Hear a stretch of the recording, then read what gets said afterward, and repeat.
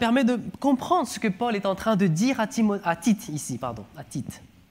Cette métaphore illustre parfaitement le processus de transformation par la grâce décrite dans notre passage.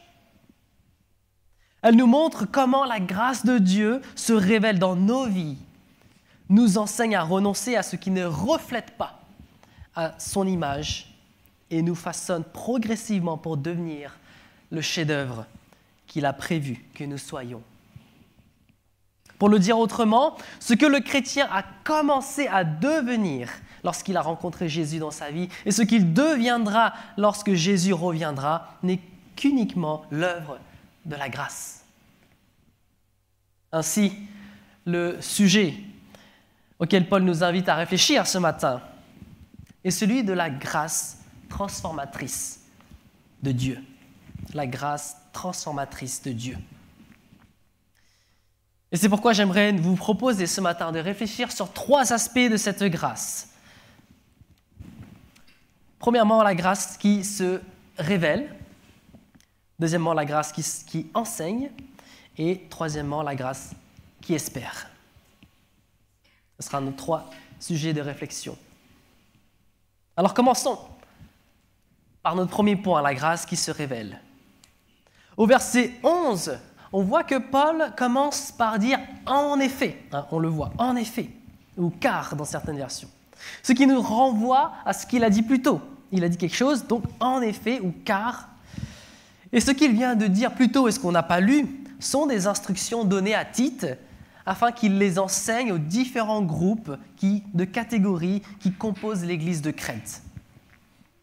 Et donc, ces instructions concernent les comportements justes à adopter pour que la parole de Dieu ne soit pas discréditée aux yeux du monde, afin que la parole de Dieu même soit attrayante aux yeux du monde.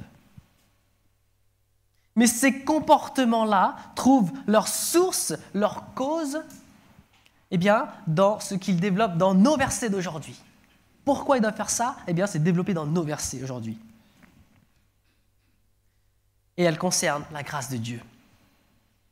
Et vous voyez là que Paul est en train de faire le lien entre le comportement à avoir et la compréhension que l'on a de Dieu. Notre comportement est toujours lié avec notre connaissance ou notre compréhension de qui est Dieu et de ce qu'il a fait pour nous. Et cela nous emmène à revoir certainement nos priorités en ce qui concerne notre désir de connaître Dieu. Parce que c'est intimement lié à la manière dont on va vivre derrière. Mais alors que nous devons comprendre que notre comportement est lié à notre connaissance de Dieu, la question est, qu'est-ce que nous devons connaître de Dieu ? Qu'est-ce que cela veut dire pour nous ? Alors au verset 11, Paul nous parle de la grâce de Dieu qui s'est révélée comme une source de salut pour tous les hommes. Et c'est important de relever que la grâce, elle se révèle pour tous les hommes.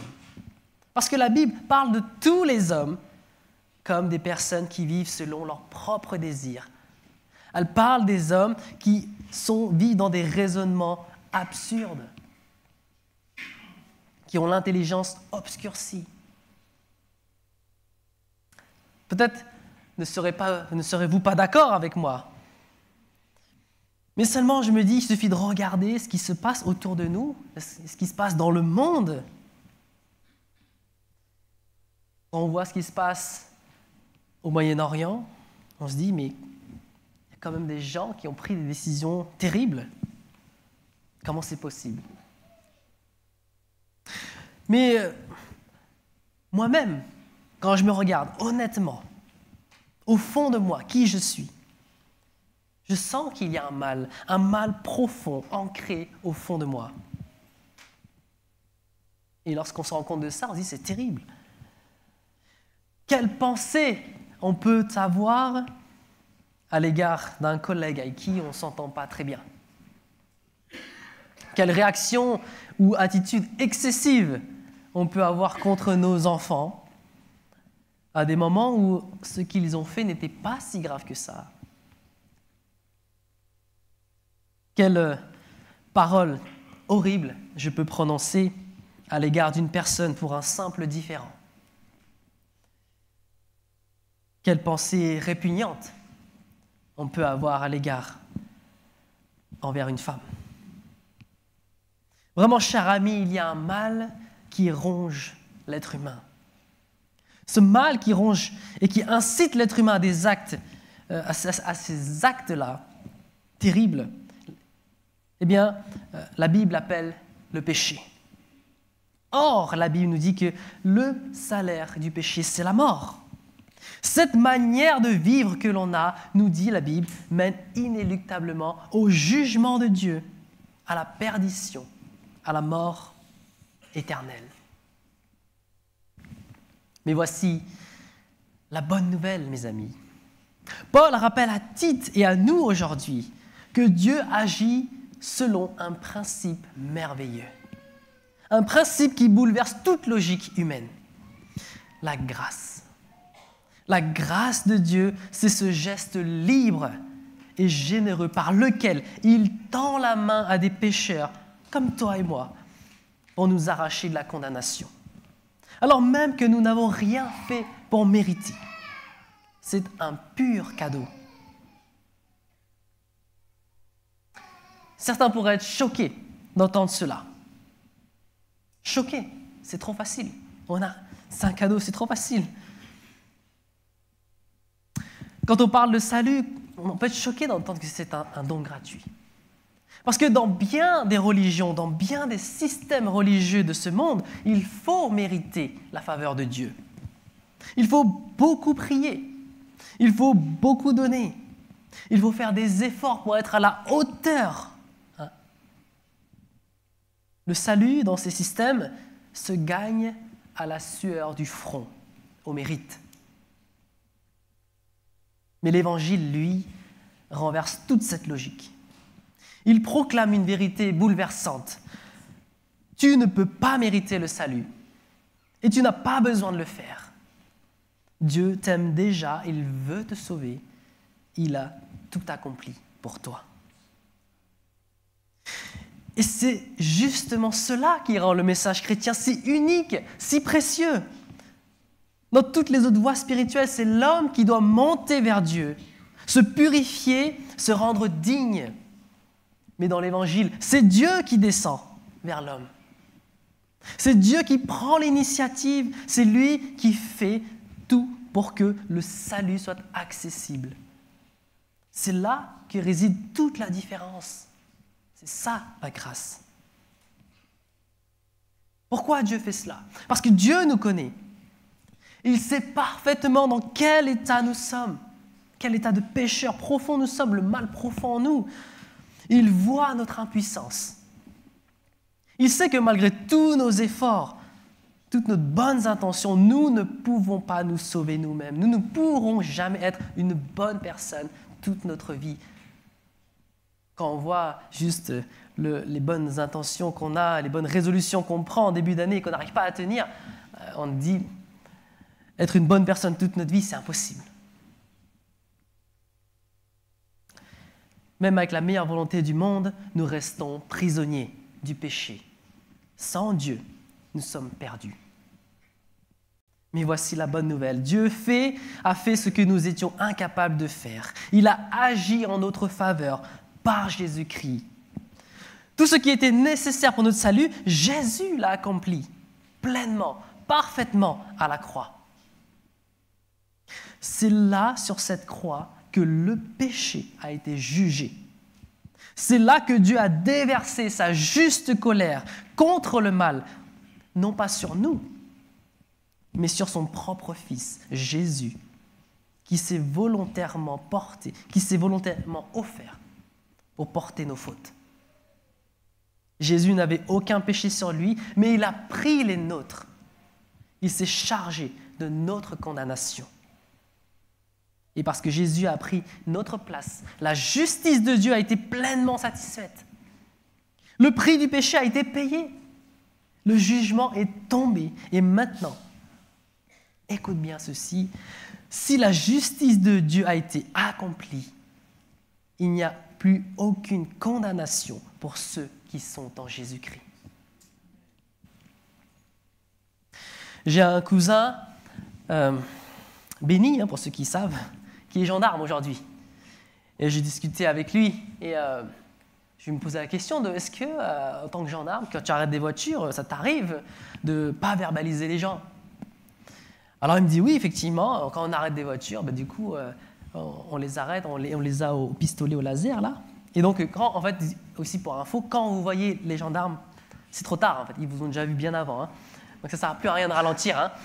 Il nous dit, on vous voit avant que vous nous voyez. Hein. Mais quand ils s'arrêtent, et quand ils arrêtent, et je me dis, est-ce que ça t'arrive de le faire ça? Et en fait, il me dit, bah oui, ça m'arrive de le faire. Et je lui dis, mais pourquoi tu fais ça en fait? Il dit, bah, c'est parce que j'ai envie. Parce que j'ai envie, quoi. Voilà, c'est tout. Mais en fait, c'est ça la grâce. Et il pourrait, si il obéit à la loi, s'il suivait la loi à la lettre, toute infraction devrait être verbalisée. Et la loi de Dieu, c'est la même. Si on pêche, on doit être verbalisé, condamné, jugé. Mais le principe de la grâce, ça change tout. Et c'est incompréhensible même. Pourquoi mon cousin décide de ne pas verbaliser une voiture qui a fait visiblement une infraction au code de la route? Il n'y a pas vraiment de réponse pour ça. En fait, en tout cas, du côté de Dieu, on ne sait pas pourquoi Dieu ne décide de ne pas nous verbaliser, mais décide pourtant de nous gracier. C'est un mystère. Mais attention, ce salut, aussi gratuit soit-il, n'est pas automatique. Il ne s'impose pas de force. La grâce de Dieu appelle à une réponse. Elle t'invite à dire oui. Elle te tend la main, mais c'est à toi de la saisir. C'est à toi d'ouvrir ton cœur et de répondre avec foi. Car ce don merveilleux ne devient réel pour toi que si tu l'acceptes. Mes chers frères et sœurs, vous qui êtes croyants depuis bien longtemps, je nous exhorte à revenir à la grâce de Dieu, manifestée à la croix. Non pas comme un symbole religieux qu'on connaît trop bien, non pas comme un bon rappel qui fait du bien. C'est bien d'avoir entendu.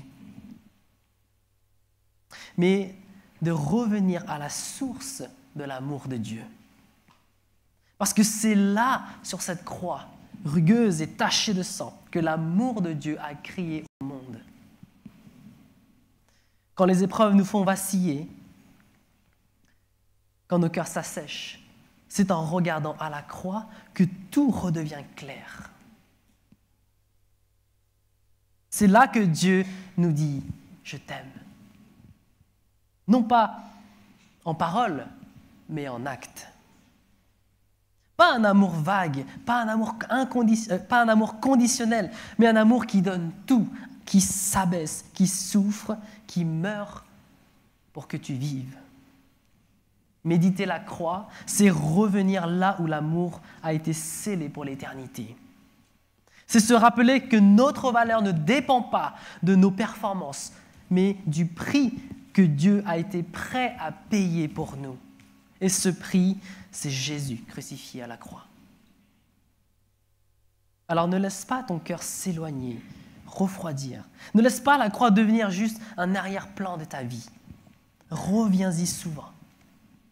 Contemple-la. Laisse-la te parler. Car c'est là que tu découvriras encore et encore combien tu es aimé. C'est par la grâce de Dieu que nous sommes sauvés de la condamnation. Nous faisons passer du statut d'enfant des ténèbres à enfant de Dieu. C'est la grâce, mais la grâce ne s'arrête pas à la question du salut. En fait, s'arrêter simplement à la question du salut par la grâce ne nous permet pas de voir toute la beauté, la richesse et la grandeur de notre Dieu.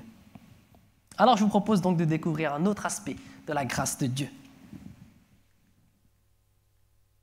La grâce de Dieu qui enseigne, verset 12. Dans notre texte, Paul ne s'arrête pas à la grâce comme source de salut. Il ajoute au verset 12 que la grâce nous éduque. Et c'est là une vérité importante qu'il faut comprendre. Dieu ne décide jamais de sauver une personne pour la laisser continuer toute seule dans son immaturité et dans son péché. Si Dieu décide de sauver, il décide aussi d'accompagner jusqu'à ce que la personne devienne mature, jusqu'à la fin. La racine du mot « éduquer » ici que nous avons dans notre texte est le même qu'on trouve dans le verset de Éphésiens chapitre 6, verset 4, où les questions des parents qui doivent éduquer leurs enfants d'une manière conforme à la volonté de Dieu. Et dans la culture Hmong, et là je pense qu'il y a beaucoup de gens qui seront d'accord avec moi, l'éducation se fait sous forme d'instruction, de kondo. Nos parents nous ont beaucoup fait la morale, mais aussi de châtiment. Alors c'est devenu un sujet délicat dans la société, le châtiment. Mais qui n'a jamais reçu un coup de savate de sa maman, Même les grands garçons ici, les coups de kaukala, vous savez. Et quand le papa arrivait avec... Alors, la ceinture, des fois, j'ai entendu que c'était des fois le fil de l'aspirateur ou des fois un autre truc. Quand le papa arrivait avec ça, on savait que là, c'était grave ce qu'on avait fait là. Ah, j'ai été éduqué comme ça. Et petite anecdote rapide, désolé pour mon frère, mais lui, quand il se faisait taper, il mettait du journal, tu sais, dans le pantalon et du coup, ça faisait pas mal. Il faisait semblant de pleurer. Mais allez le voir, il vous racontera. Mais très généralement, on retient bien la leçon. Enfin, en général, on retient bien la leçon. Parce que du coup, moi, je me suis fait corriger plusieurs fois dans ma vie. Mais en général, on retient plutôt bien la leçon. Mais voici comment nos parents nous éduquaient. Et Dieu agit de la même manière. Alors, il nous éduque, bien sûr, il nous éduque par l'intermédiaire de pasteurs, par l'intermédiaire de chrétiens matures, de frères et sœurs qui nous parlent, qui nous enseignent, qui nous encouragent, comme des médiateurs de la parole de Dieu. Mais il utilise aussi les circonstances de la vie pour nous apprendre. Les épreuves sont des temps d'instruction de Dieu.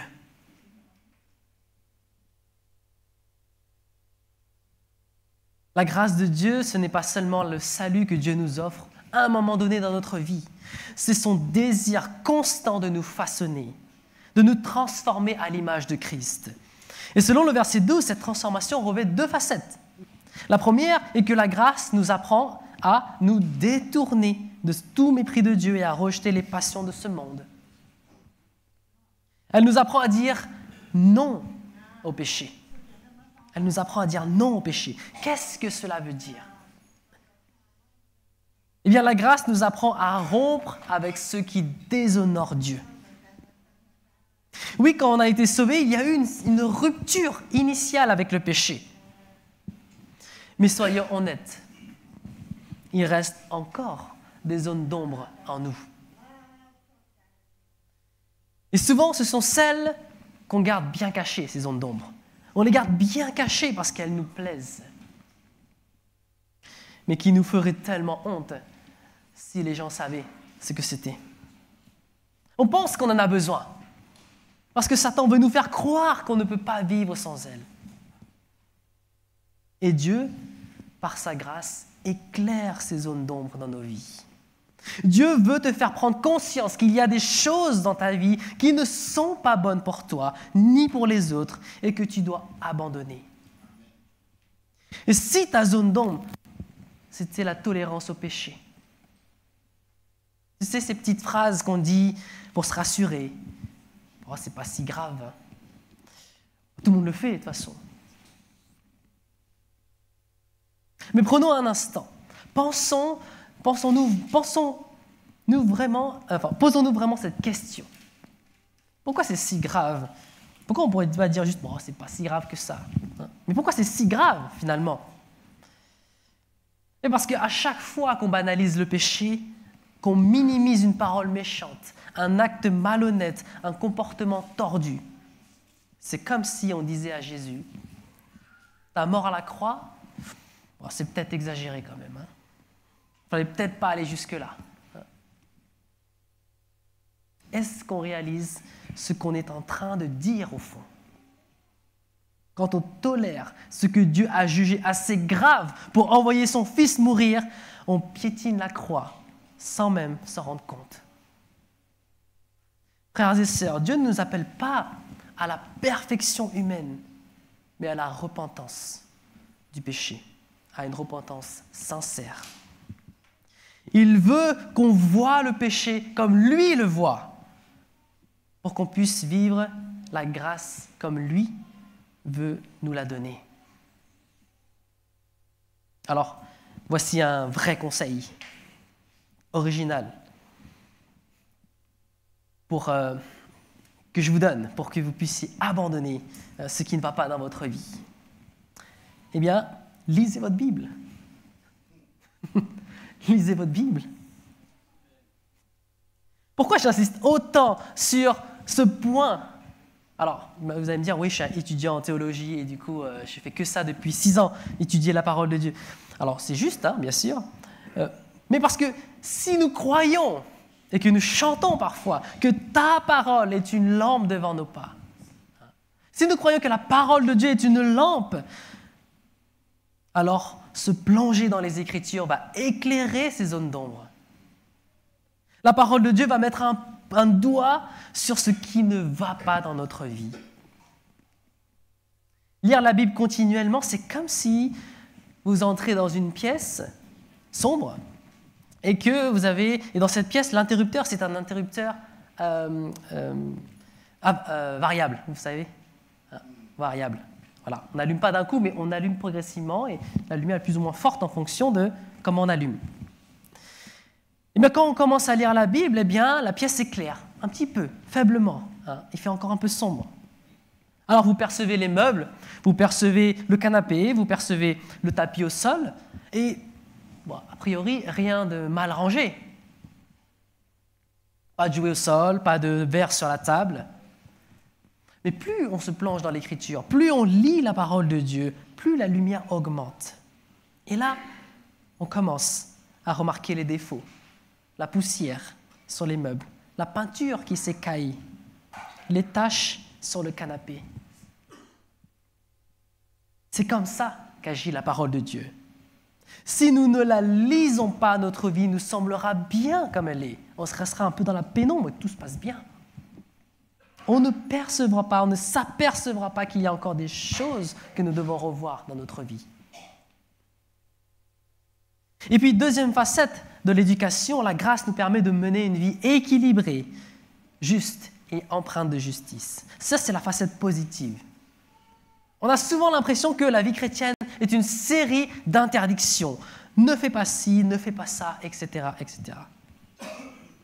Les interdictions font partie de notre éducation, c'est normal. Mais on a besoin de savoir ce qu'il faut faire, car le péché nous guette. On a besoin de savoir ce qui est bon. Ainsi, la grâce nous enseigne à dire oui aux bonnes œuvres. En Éphésiens, lorsque Paul parle de se dévêtir de l'homme ancien, il ajoute derrière qu'il faut se revêtir de l'homme nouveau. On se dévêtit de l'homme qui en était autrefois et on se revêtit de l'homme nouveau qui a rencontré Jésus. Il nous faut rejeter notre ancienne nature pour revêtir la nouvelle. Nous avons besoin de combler la place quand on s'est dévêti. On doit le remplacer par quelque chose. C'est comme un rasoir, vous savez. Alors, moi, je n'ai pas eu le don d'avoir l'occasion d'utiliser le rasoir, mais bon, je pense que je sais comment ça fonctionne. Je sais pas beaucoup. Peut-être que certains d'entre vous sont plus expérimentés avec le rasoir, parce que moi, je n'ai pas beaucoup de poils là. Mais le rasoir, quand la lame est usée, rouillée, pas jusqu'à rouiller peut-être, je ne sais pas, mais usée, on la retire, on se dévêtit de ça. Ça ne sert plus à rien, c'est mauvais. Mais si on ne la remplace pas par une nouvelle lame propre et nickel, le rasoir, il ne sert à rien. Il ne sert plus à rien. C'est pareil pour nous. Ce deuxième aspect de la grâce, c'est de comprendre que la grâce de Dieu n'est pas juste un ticket pour le ciel, mais c'est un enseignement pour vivre autrement, ici et maintenant. Et elle agit dans toutes nos relations. Elle agit avec nous-mêmes. Quand il parle de la vie équilibrée, c'est une vie avec nous-mêmes. Il s'agit de vivre sobrement, il s'agit d'être en paix avec qui on est. Une vie équilibrée, c'est de s'aimer tel que l'on est, tel que Dieu nous a fait, et ne pas chercher l'approbation des autres avec des vues, des likes, à l'heure des réseaux sociaux.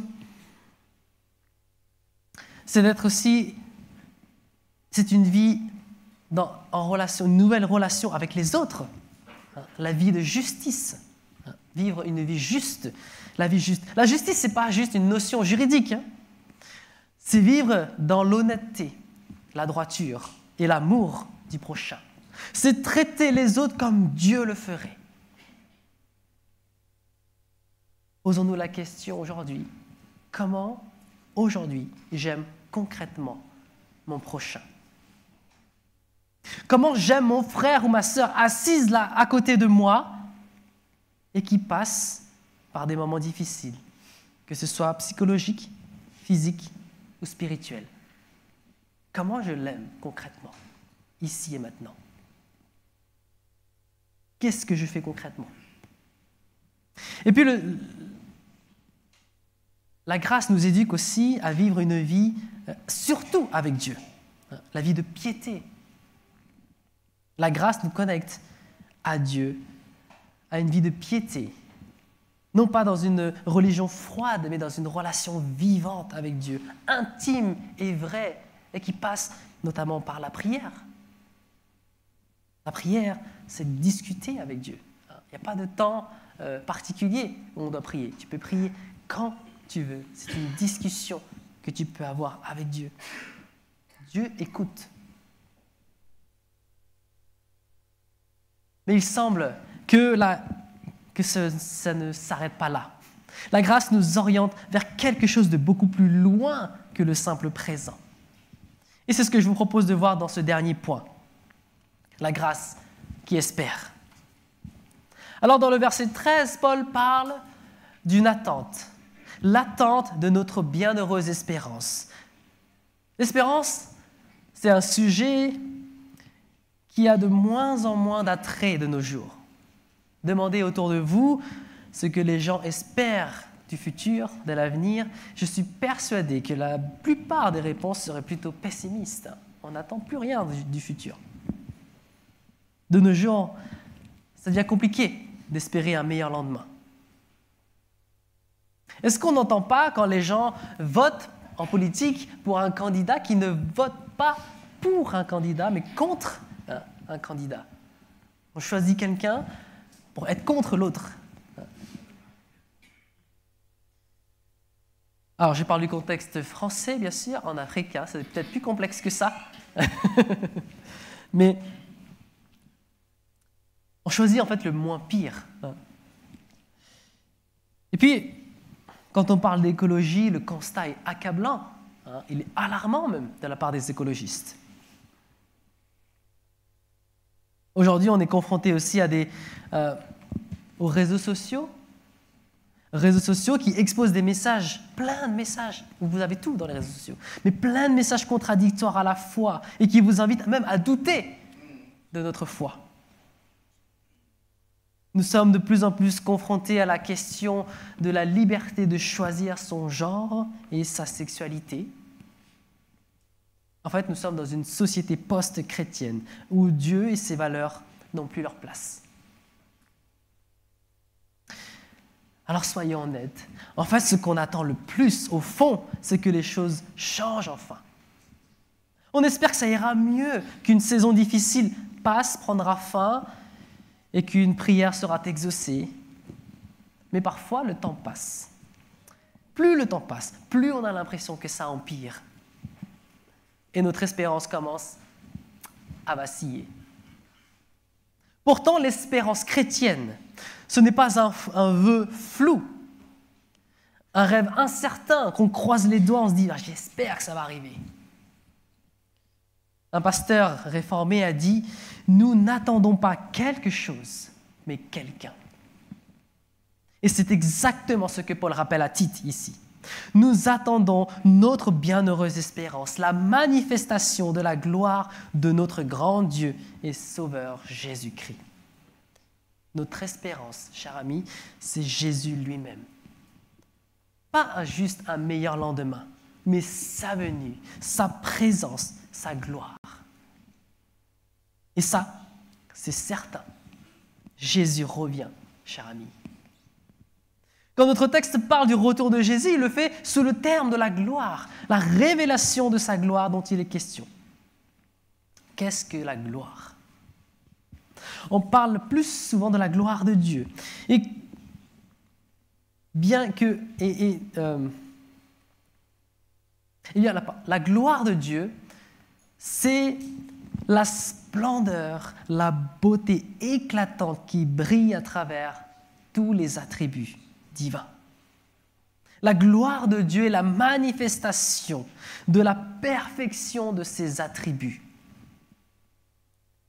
Et c'est ça la réponse qu'on attend tous. C'est ça. Parce que qu'est-ce que cette gloire va révéler? Elle va révéler deux choses. La première, c'est sa parfaite justice. La justice de Dieu. Réfléchissez un instant. Cela ne vous est-il jamais arrivé d'être victime d'une situation de violence, de harcèlement, de vol ou d'autres choses? Et que sont devenus les coupables? Que sont devenus les coupables? Est-ce qu'ils ont subi un châtiment à la hauteur de leurs méfaits? Aux États-Unis, une personne, Anthony Ray Hinton, a été condamné à 30 ans de prison, dans une cellule minuscule. 30 ans pour l'accusation d'un double meurtre qu'il n'avait même pas commis. Et en 1975 et en 2005, un avocat a réussi à le faire sortir. Le film, il y a un film dessus qui s'appelle Just Mercy. Il l'a fait sortir au bout de 30 ans, montrant qu'il y a eu des problèmes et que ce n'était vraiment pas lui qui l'avait fait. Et quand la vérité éclate, on lui dit simplement « Vous êtes libre, nos excuses ». Est-ce que c'est ça la justice? Est-ce qu'on peut vraiment appeler ça réparer? Chers frères et sœurs, c'est là que notre cœur crie pour une justice plus grande. Une justice véritable, totale et parfaite. Et cette justice, ce n'est pas un système humain qui le rendra. C'est Jésus, le seul juste, le seul juge qui voit tout, qui connaît tout, et qui un jour rendra à chacun selon la vérité. Voilà pourquoi notre espérance ne repose pas sur les tribunaux de la terre, mais sur le trône de justice éternelle. Chers amis, quand Jésus reviendra juger, ce sera la fin du péché. Moi, je ne sais pas ce que vous espérez, mais moi, j'espère de tout mon cœur la venue de Jésus. J'ai hâte que Jésus revienne. C'est mon espérance la plus profonde. Je me dis, Jésus revient et met un terme à toutes ces horreurs provoquées par le péché. La révélation de la gloire de Dieu concerne aussi son amour parfait. Il y a sa justice parfaite, mais aussi son amour parfait. Au verset 14, il est dit qu'il s'est donné lui-même. Pourquoi? Pour nous racheter, pour nous purifier, pour faire de nous un peuple qui lui appartienne. Autrement dit, Jésus t'a donné une nouvelle identité. Tu n'es pas juste une version améliorée de toi-même. Non, tu es enfant de Dieu, lavé, purifié, mis à part. Non pas juste pour exister, mais pour marcher dans les bonnes œuvres que Dieu a préparées d'avance. Ce que Jésus a fait à la croix, c'est un acte de libération, un rachat. Comme en Exode, On connaît l'épisode de Moïse qui fait sortir le peuple d'Égypte, qui le libère de l'esclavage de Pharaon. Ce que Jésus a fait à la croix, c'est une délivrance de l'esclavage du péché. Tu es libre. Tu es libre du péché, libre de l'esclavage du monde, libre en Christ. Et cette liberté, dans le langage de Paul, prend une forme étonnante. Il dit qu'on est devenu esclave de Christ. Et oui, ce mot peut-être peut déranger. Ce mot peut déranger. Parce que dans notre esprit, esclavage, eh bien, c'est de l'oppression. C'est une soumission forcée. Mais dans la Bible, être esclave de Christ, c'est être libre de tout ce qui nous détruit pour être entièrement à celui qui nous aime parfaitement. Laissez-moi vous raconter cette histoire. On raconte que Abraham Lincoln se rend à une vente aux enchères d'esclaves et il remarque une jeune femme noire qui est mise aux enchères. Lincoln participe à l'enchère et il remporte la vente. Alors il s'approche de la jeune femme noire et elle le regarde avec méfiance. On s'imagine qu'à l'époque, elle doit se dire, mais avec tout ce elle appréhende tout ce qu'elle va subir, les traitements qu'elle va subir de cet homme blanc, pensant qu'il va l'exploiter comme les autres. Et là, Lincoln lui dit alors, « Vous êtes libre. » La jeune femme, surprise, demande ce que cela signifie. Et Lincoln explique qu'elle peut dire ce qu'elle veut, être ce qu'elle veut être, qui elle veut être, et aller où elle veut. Elle lui répond, avec des larmes dans les yeux, qu'elle choisit alors de rester avec lui. Et cela s'applique à nous, chers amis. Avec un maître aussi bon, où pourrions-nous aller? Jésus s'est offert lui-même afin que nous puissions vivre. En retour, notre seul désir, c'est de mener une vie remplie de gratitude. Nous voulons mettre toute notre énergie à faire le bien pour honorer celui que nous servons. Cette vie tournée vers le bien, c'est ce que signifie vivre une vie sainte. Nous menons une vie sainte parce que nous appartenons désormais à Dieu. Nous sommes son trésor précieux, racheté au prix du sang de son Fils, libérés de l'esclavage du péché. Nous sommes appelés à une existence nouvelle qui révèle au monde la beauté et la bonté de Dieu. Nous lui appartenons dès maintenant et pour l'éternité. Et j'aspire à vivre cette promesse qu'on lit dans Apocalypse 21, verset 4, quand Jésus sera parmi nous. Il est dit qu'il essuiera toute larme de leurs yeux. La mort ne sera plus et il n'y aura plus ni deuil, ni plainte, ni souffrance. Car ce qui était autrefois a définitivement disparu. Nous attendons celui qui nous a donné sa vie, celui qui revient pour nous. Et quand il ne reviendra pas les mains vides. Il viendra avec la justice parfaite que nos cœurs attendent et l'amour parfait dont nos âmes ont soif. Alors, en attendant, que devons-nous faire? Vivre une vie sainte, une vie qui reflète celui que nous attendons. Non pas pour gagner son amour, mais parce que nous l'avons déjà reçu. Non pas pour mériter la grâce, mais parce que la grâce nous éduque et nous transforme, nous libère. Ne baisse pas les bras. Ne te laisse pas gagner par le désespoir. La grâce de Dieu n'est pas finie avec toi. Elle continue aujourd'hui et elle t'oriente vers un avenir glorieux. Alors, il me faut quand même finir et conclure ce message. Et nous avons exploré 3 aspects de la grâce de Dieu. La grâce s'est révélée à tous les hommes comme source de salut. La grâce de Dieu nous éduque en vue de notre sainteté. Et la grâce nous fait regarder au retour de Christ qui révélera sa gloire dans toute sa splendeur.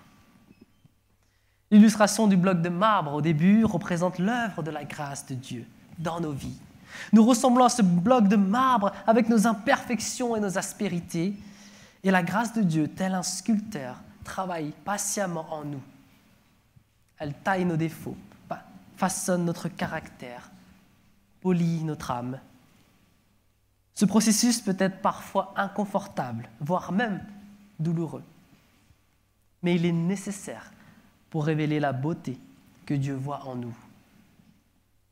Comprenez que cette grâce de Dieu ne nous soustrait pas à notre responsabilité. De notre point de vue, nous avons des efforts à faire. Des efforts pour nous dévêtir de notre ancien nous, pour revêtir notre nouveau nous, notre nouvelle identité. Des efforts pour vivre selon l'identité qui est la nôtre, enfant de Dieu. Et frères et sœurs, dans ces efforts, Dieu ne nous a pas laissés seuls. Nous sommes entourés d'une grande famille en Christ. Alors si vous luttez contre un péché récurrent, une addiction ou autre, demandez à Dieu dans la prière de vous assister à vous en défaire. Parlez-en peut-être à votre pasteur, parlez-en à des chrétiens qui peuvent vous aider, qui peuvent prier pour vous, vous encourager. Ne restez pas isolés dans la crainte et dans la honte de ce péché. Parce que ça, c'est ce que le malin veut vous faire croire, veut que vous fassiez. Soyez victorieux de votre péché. Prenez des décisions fortes. Si ce péché récurrent est en lien avec la fréquentation de certaines personnes, alors faites le choix de couper avec ces fréquentations. Si ce péché récurrent est en lien avec un lieu, alors faites le choix de ne plus y aller. Prenez des décisions fortes concernant vos péchés. Non pas que vous vouliez être purifiés, mais parce que vous êtes déjà purifiés par le sang du Christ et que vous voulez vivre une vie, vous voulez vivre comme quelqu'un qui est déjà purifié. Sachez que quoi qu'il arrive dans votre marche dans la sainteté, Dieu ne vous laisse pas seul. Il vous accompagne par son esprit et vous place sur la route d'événements ou de personnes qui vous aideront à grandir par une parole, une réflexion, une écoute. Pour terminer, j'aimerais citer un poème que je reprends du livre À l'école de la grâce, qui met en avant l'idée de la grâce plutôt que celui de la loi. Et il dit: Cours, John, cours, la loi l'ordonne, mais ni pied ni main elle ne donne. L'Évangile apporte une bien meilleure nouvelle. Elle m'ordonne de voler et me donne des ailes. Prions.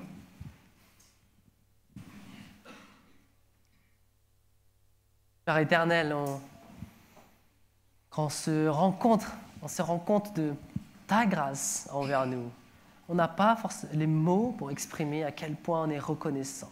Parce que ta grâce est incompréhensible. On ne sait pas pourquoi tu as choisi de venir, de tendre la main à des hommes tels que nous.